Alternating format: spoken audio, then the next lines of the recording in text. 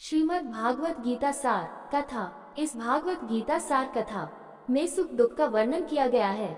इस भागवत गीता में मानव के लिए हर अच्छे और बुरे कर्मों का वर्णन दिया गया है। दोस्तों, आप सभी चैनल को सब्सक्राइब लाइक करते हैं, जिसमें आप लोगों को कुछ नहीं मिलता, पर इस चैनल पर जीने की राह और ज्ञान भरी बातें मिलती है।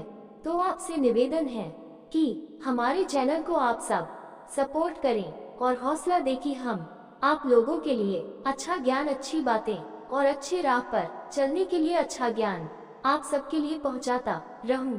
नमस्कार मित्रों, आप सबका हमारे चैनल पर स्वागत है। दोस्तों, इस चैनल पर सारे वेदों का ज्ञान मिलेगा। भगवद गीता अध्याय 12 श्लोक 9। अच्युतम समाधातुं न शक्नोषि मयि स्थिरम अभ्यासयोगेन ततो मामिच्छक्तुं धनंजय। अच्युतम समाधातुं न शक्नोषि मयि स्थिरभ्यास योगेन ततो मामिच्छक्तुं धनंजय। अथ यदि चित्त मन समाधातुं स्थिर करने में न शक्नोषि तुम असमर्थ हो, मयि मुझ पर स्थिर होकर अभ्यास योगेन बारंबार अभ्यास द्वारा भगवान से युक्त होकर ततः तब माम मुझ में इच्छा आप तुम प्राप्त करने में धनंजय धन को जीतने वाले अर्जुन।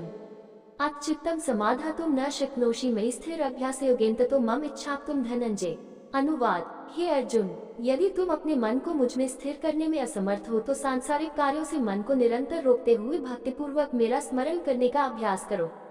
श्री कृष्ण पर मन को स्थिर करना साधना की पूर्णता है, लेकिन मार्ग पर चलते ही हम पूर्ण होने की आशा नहीं कर सकते। तो उन लोगों को क्या करना चाहिए जो भगवान पर अपना मन पूरी तरह से स्थिर नहीं कर सकते? श्री कृष्ण यहाँ कहते हैं कि उन्हें भक्ति के साथ उनका स्मरण करने का प्रयास करना चाहिए। जैसा कि कहावत है, अभ्यास पूर्णता लाता है। इसे अभ्यास योग कहा जाता है, या बार बार अभ्यास के माध्यम से भगवान के साथ एकता। जब भी मन अन्य वस्तुओं और विचारों की ओर भटकता है, तो भक्त को उनके नाम, रूप, गुण, लीला, धाम और सहयोगियों के स्मरण के माध्यम से इसे भगवान तक वापस लाने का प्रयास करना चाहिए। जगत गुरु श्री कृपालु जी महाराज साधकों के लिए अपने निर्देशों में इस दोहराए जाने वाले अभ्यास पर जोर देते हैं। जगत ते मन को हटा कारा लगा हरि में प्यारे, इसी का अभ्यास पुनि पुनि करो निरंतर प्यारे, साधना करो प्यारे। हे प्रियतम, मन को संसार से हटाकर भगवान में लगाओ, इसका निरंतर बार बार अभ्यास करो। भगवद गीता अध्याय 12 श्लोक 10। अभ्यासेऽप्यसमर्थोऽसि मत्कर्म परमो भव मद्रथमपि कर्माणि कुर्वन् सिद्धिं वाप्स्यसि। अभ्यासेऽप्यसमर्थोऽसि मत्कर्म परमो भव मदर्थमपि कर्माणि कुर्वन् सिद्धिं वाप्स्यसि। अभ्यास में अपि यदि असमर्थ हो, असि तुम मत कर्म परम मेरे लिए भक्ति पूर्वक कर्म करो, भव हो मत अर्थम मेरे लिए अपि भी कर्माणि कार्य करते हुए, कुर्बान करते हुए, सिद्धि अवाप्स्यसि तुम प्राप्त करोगे। अभ्यासे प्य असमर्थो सी मत कर्म परमो भव मद अर्थम अपि कर्माणि कुर्वन् सिद्धि अवाप्स्यसि। अनुवाद: यदि तुम भक्ति पूर्वक मेरा स्मरण करने का अभ्यास नहीं कर सकते, तो केवल मेरे लिए कार्य करने का प्रयास करो। इस प्रकार मेरी भक्ति करते हुए तुम पूर्णता की अवस्था को प्राप्त करोगे। भगवान को याद करने का अभ्यास करने का निर्देश भी अक्सर कहने में आसान होता है, करने में नहीं। मन भौतिक ऊर्जा माया से बना है और यह स्वाभाविक रूप से दुनिया की भौतिक वस्तुओं की ओर भागता है, जबकि इसे भगवान की ओर ले जाने के लिए सचेत और दृढ़ प्रयास की आवश्यकता होती है। हम ये निर्देश सुन सकते हैं कि हमें भगवान का चिंतन करना चाहिए और हम इसे लागू करने की इच्छा भी कर सकते हैं, लेकिन जब हम अपने काम में लीन हो जाते हैं तो भगवान मन से निकल जाते हैं। तो उन लोगों को क्या करना चाहिए जिन्हें दिन के हर समय भगवान का स्मरण करने का अभ्यास करना मुश्किल लगता है? श्री कृष्ण उपरोक्त श्लोक में इस प्रश्न का उत्तर देते हैं। जो लोग निरंतर भगवान को याद नहीं कर सकते, उन्हें केवल उनके लिए काम करने का अभ्यास करना चाहिए। वे जो भी काम करें, उसमें उन्हें ये भावना रखनी चाहिए कि वे ये सब भगवान की प्रसन्नता के लिए कर रहे हैं, जैसा कि श्लोक 9.27 और 9.28 में पहले कहा गया है। गृहस्थ जीवन में व्यक्ति के समय का एक बड़ा हिस्सा परिवार के भरण पोषण में चला जाता है। व्यक्ति को वही काम करते रहना चाहिए, लेकिन आंतरिक चेतना को बदलना चाहिए। उनके लिए शारीरिक आसक्ति के कारण ऐसा करने के बजाय व्यक्ति को यह चेतना विकसित करनी चाहिए कि परिवार के सभी सदस्य भगवान की संतान हैं और उनकी प्रसन्नता के लिए उनका पालन करना उसका कर्तव्य है। व्यक्ति को अपनी जीविका कमाना जारी रखना है, लेकिन फिर जिस चेतना से वह काम करता है, उसमें भी बदलाव किया जा सकता है। ये सोचने के बजाय कि यह सांसारिक भोग के लिए धन कमाने के उद्देश्य से है, व्यक्ति यह सोच सकता है मैं अपने परिवार और खुद का भरण पोषण करना चाहता हूँ ताकि हम सभी भक्ति में लगे रहें, और जो कुछ भी मैं बचा सकता हूँ मैं उसे भगवान की सेवा में दान करूँगा। इसी तरह खाने, सोने, नहाने आदि की शारीरिक प्रक्रियाओं को नहीं छोड़ा जा सकता है, लेकिन यहाँ भी हम दिव्य चेतना विकसित कर सकते हैं। मुझे अपने शरीर को स्वस्थ रखना है ताकि मैं इसके द्वारा ईश्वर की सेवा कर सकूं। इसलिए मैं इसके रखरखाव के लिए आवश्यक कार्य सावधानी पूर्वक करूंगा। जब हम भगवान की प्रसन्नता के लिए काम करने का अभ्यास करते हैं तो हम स्वाभाविक रूप से स्वार्थी गतिविधियों में लिप्त होना बंद कर देंगे और उन चीजों की ओर बढ़ेंगे जो भक्ति सेवा की प्रकृति में अधिक हैं। इस तरह परम भगवान कृष्ण की अनन्य संतुष्टि के लिए सभी कार्य करने से हमारा मन स्थिर हो जाएगा और हम जल्द ही उन पर ध्यान केंद्रित करने में सक्षम हो जाएंगे। फिर धीरे धीरे भगवान के लिए दिल में प्रेम प्रकट होगा और हम लगातार उनका चिंतन करने में सफलता प्राप्त करेंगे। भगवद गीता अध्याय 12 श्लोक 11 अथ शक्तोसी कर्तुं मध्यमाश्रित सर्वकर्म फलत्याग तत् कुरु यतात्मान अथ तदप्यशक्तो स्वीकर्तुं मद योगमश्रित सर्वकर्म फल त्यागम तत् कुरु यतात्मान। अथ यदि एतत् इस अपि यहाँ तक कि अशक्त असमर्थ असि तू कर्तुम कर्म करने में मद योगम मेरी भक्ति से आश्रिता शरण लेकर सर्व कर्म समस्त कर्मों का फल त्यागम फलों का त्याग कर ततः फिर कुरु कर यतात्मवान आत्मा में स्थित हो। अथ तादप्य अशक्तो स्वीकर्तुम मद योगम आश्रित सर्व कर्म फल त्यागम ततः कुरु यतात्मन। अनुवाद यदि तुम मेरे लिए भक्तिपूर्वक कर्म करने में भी असमर्थ हो तो अपने कर्मों के फलों को त्याग दो और आत्मस्थित हो जाओ। श्लोक 12.8 से प्रारंभ करते हुए श्री कृष्ण ने अर्जुन के कल्याण के लिए 3 मार्ग बताए। तीसरे में उन्होंने अर्जुन से उनके लिए कार्य करने को कहा, हालांकि इसके लिए भी शुद्ध और दृढ़ बुद्धि की आवश्यकता होती है।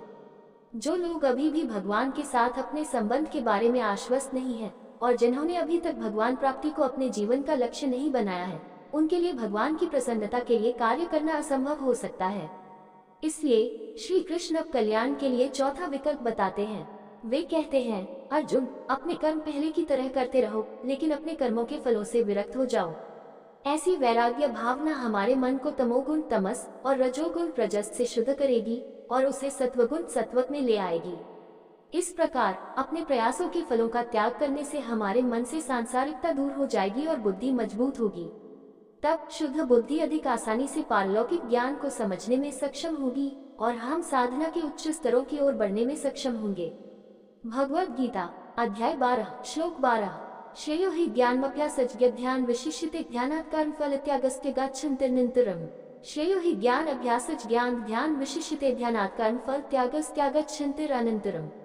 श्रेय उत्तम है क्योंकि ज्ञानम ज्ञान अभ्यासात यांत्रिक अभ्यास से, ज्ञानात ज्ञान से, ध्यानम ध्यान विशिष्यते उत्तम ध्यानात ध्यान से, कर्म फल त्याग कर्मों के फलों का त्याग, त्यागात त्याग, शांति शांति, अनंतरम तुरंत। श्रेयो हि ज्ञान अभ्यासज ज्ञान ध्यान विशिष्यते ध्यानत कर्म फल त्यागस्त्यागच्छन्तिरनंतम। अनुवाद यांत्रिक अभ्यास से श्रेष्ठ ज्ञान है, ज्ञान से श्रेष्ठ ध्यान है, ध्यान से श्रेष्ठ है कर्मफलों का त्याग, क्योंकि ऐसे त्याग के तुरंत बाद शांति प्राप्त होती है। बहुत से लोग यांत्रिक अभ्यास के स्तर पर हैं। वे अपने धार्मिक पंथ द्वारा बताए गए अनुष्ठान करते हैं, लेकिन भगवान में अपना मन नहीं लगाते। जब वे नया घर या नई कार खरीदते हैं तो वे पूजा करने के लिए पंडित को बुलाते हैं, और जब पंडित पूजा करते हैं तो वे दूसरे कमरे में बैठकर बातें करते हैं या चाय की चुस्की लेते हैं। उनके लिए भक्ति खाली अनुष्ठान करने से ज्यादा कुछ नहीं है। यह अक्सर माता पिता और बड़ों से मिली औपचारिक आदतों के जरिए किया जाता है। यांत्रिक रूप से अनुष्ठान करना कोई बुरी बात नहीं है, क्योंकि आखिरकार कुछ न करने से कुछ तो बेहतर है। कम से कम ऐसे लोग बाहरी तौर पर भक्ति में लगे रहते हैं। तथापि श्री कृष्ण कहते हैं कि यांत्रिक अभ्यास से भी उच्चतर आध्यात्मिक ज्ञान का विकास है। ज्ञान हमें ये बोध प्रदान करता है कि जीवन का लक्ष्य ईश्वर प्राप्ति है, न कि भौतिक प्रगति। जो व्यक्ति ज्ञान में पारंगत होता है वह खोखले कर्म कांडों से परे चला जाता है और मन को शुद्ध करने की इच्छा विकसित करता है।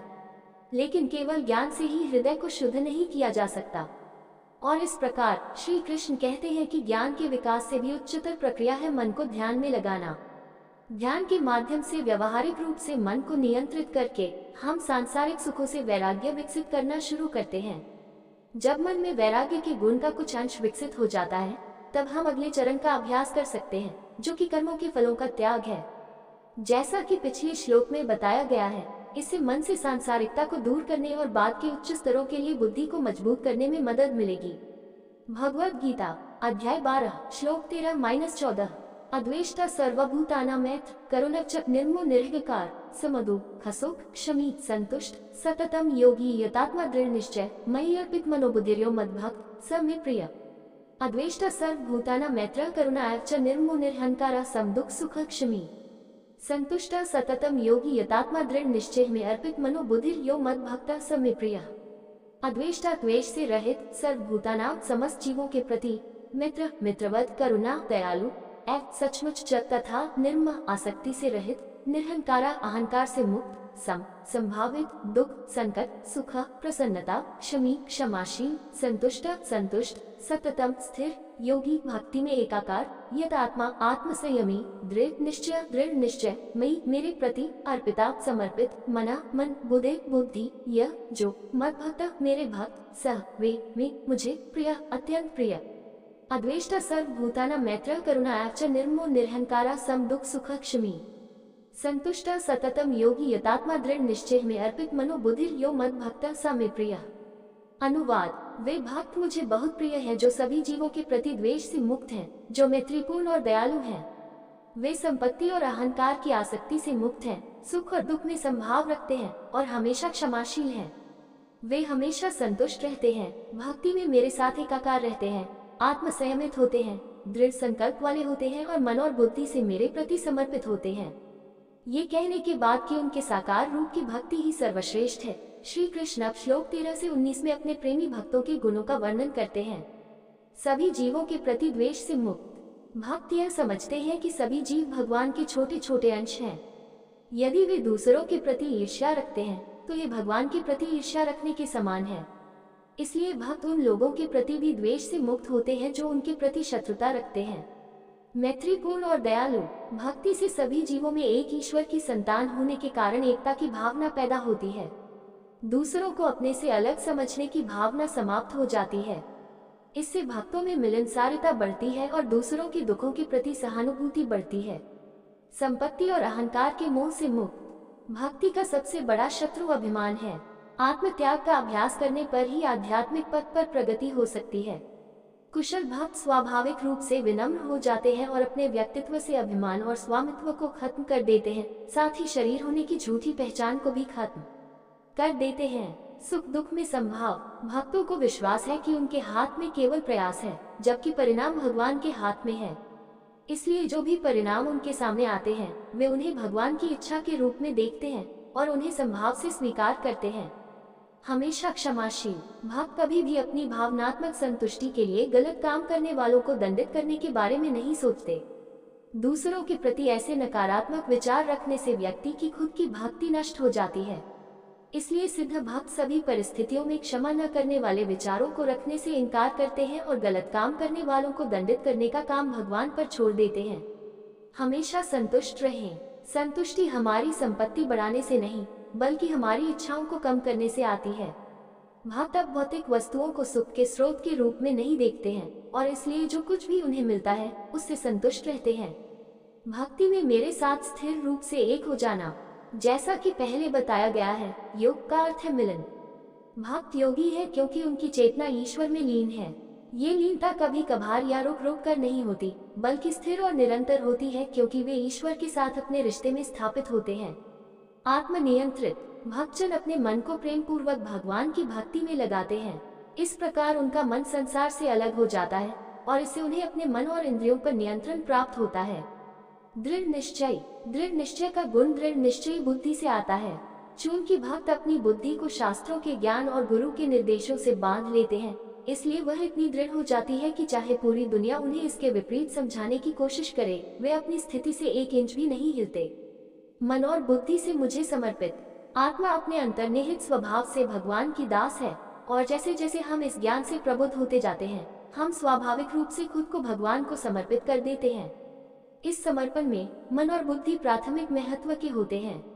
जब वे भगवान को समर्पित होते हैं तो व्यक्तित्व के बाकी हिस्से शरीर, कर्मेंद्रियां, ज्ञानेंद्रियां, सांसारिक संपत्ति और आत्मा स्वाभाविक रूप से उनकी सेवा में समर्पित हो जाते हैं। श्री कृष्ण कहते हैं कि जो भक्त इन गुणों को प्रदर्शित करते हैं वे उन्हें बहुत प्रिय हैं। दोस्तों, आपसे निवेदन है कि हमारे चैनल को आप लोग सपोर्ट करें। वीडियो अच्छा लगा हो तो लाइक शेयर सब्सक्राइब जरूर करें। धन्यवाद।